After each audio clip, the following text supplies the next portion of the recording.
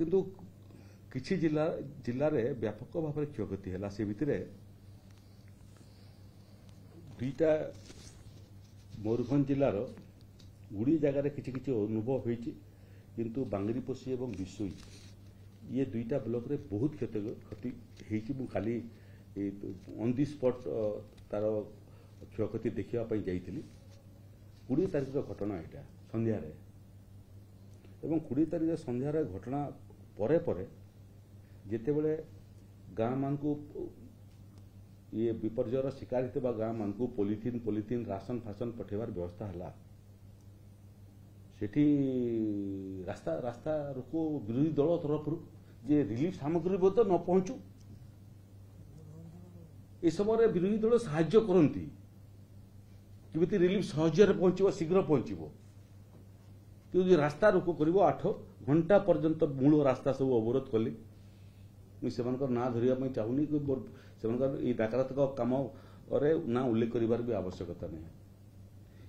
मु चेष्टा कली 22 तारिख दिन जावाई किंतु 22 तारिख दिन वर्षा चलूला आईला नहीं किंतु गत काली 23 तारिख दिन मुझे आपन को मुझे जो दिन 20 तारिख दिन और तार परवर्ती अवस्था आहरी गुड़ी देवगढ़ भी किसी क्षयक्षति होती अन्य ब्लॉक रे अल्प किसी क्षयक्षति होती से जगार रिलीफ सामग्री पठेवाई आम आगु व्यवस्था भी करूँ तालपत्री पहुंचे नदेवाई रास्ता अवरोध करवा सरकारी ऑफिसर को बाधा देवा ये भाया प्राकृतिक विपर्य समय गोटे दलर आचरण हवा कथा नुह एवं काली बहुत जगार राजस्व मंत्री पहुंची न पारंतु बोलिक गाँ लोक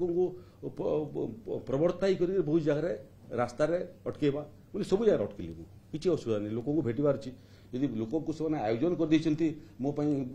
अवरोध करने मत सुजोग भेटापी बाट जाक भेटी आसली एवं मु कहूँ गोटे रेकर्ड मत देखी दिंतु जो मैंने 24 वर्ष शासन करते तार पूर्व शासन करते 20 तारिख संध्यार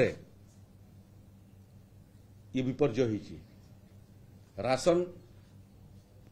पॉलिथीन शिशु खाद्य रिलीफ सेंटर खोलिबा लोकों को आश्रय देवा रंधा खाद्य खुआइबा छुआ मान क्षीर व्यवस्था करवा एवं सेरेलेक पर्यंत छोट छोट शिशु मान एवं आपन को मु जिलापाल को परामर्श दी फाइनल असेसमेंट समय लगे आपन करूँ फाइनल असेसमेंट किंतु प्रोविजनल असेसमेंट करके मते केते पैसा लगे कही दिंतु राति 22 तारिख दिन राति रे जिलापाल को परामर्श दी आज राति भितर प्राथमिक आकलन रिपोर्ट मत दि जाऊ राति राति से राति 1:30 बेले पठेइचंती एवं सकाले राजस्व विभाग जो दाबी से करते प्राथमिक क्षयक्षतिर से जो राशि 20 कोटी टंका आम सका पहुंचेदेलु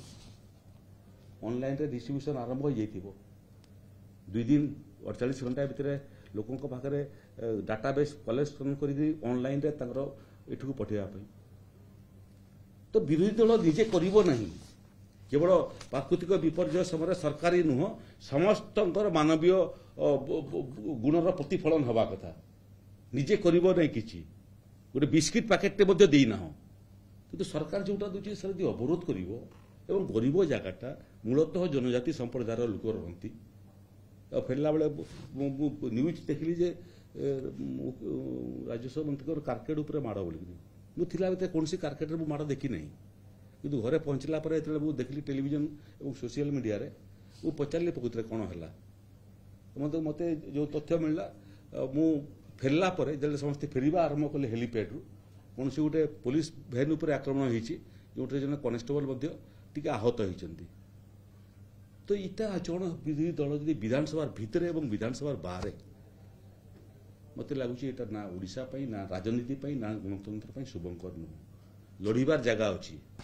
से जगह निश्चय लड़वा से निर्वाचन समय निर्वाचन सरला जड़े जीते जड़े हारे जड़े सरकार करे जड़े विरोधी दल रहे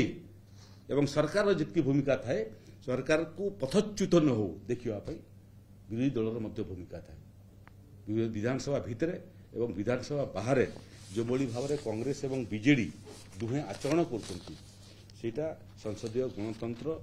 ଏବଂ ମାନବିକତାର ପରିପନ୍ଥୀ। ଆମେ ଏଭଳିଆ ଘଟଣାର ତୀବ୍ର ନିନ୍ଦା କରୁଛୁ ଏବଂ ପରାମର୍ଶ ଦେଉଛୁ ଯେ ଆସନ୍ତୁ ବସିବା, ସବୁ କେମିତି ଠିକ୍ ଠାକ୍ ଚାଲିବ ଏବଂ ଲୋକଙ୍କର ସେବା କରିବାରେ ସାମୂହିକତା ନିର୍ମାଣ ହୋଇପାରିବ। ସେଥିପାଇଁ ଯେଉଁ ପରାମର୍ଶ ସେମାନେ ଦେବେ, ବିଧାନସଭା ଭିତରେ ବି କହିଥିଲି, ବିଧାନସଭା ବାହାରେ ବି କହୁଛି, ସମସ୍ତ ସୁଚିନ୍ତିତ